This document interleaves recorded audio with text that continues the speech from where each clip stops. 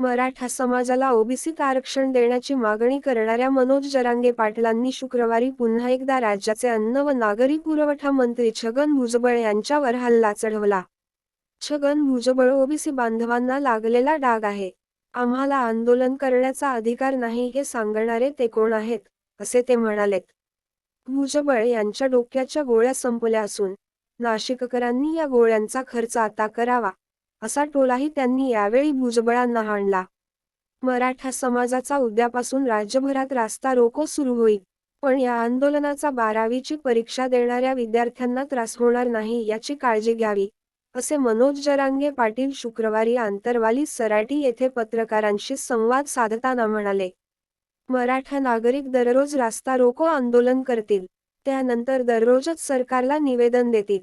आंदोलन सुरू असताना गावातीलच 4 जण शूटिंग काढण्यासाठी ठेवा. अन्यथा बाहेरचे लोक किंवा पोलीस साध्या वेशात येऊन आंदोलनाला गालबोट लावण्याचा प्रयत्न करतील, असा इशारा त्यांनी यावेळी मराठा समाजाला दिला.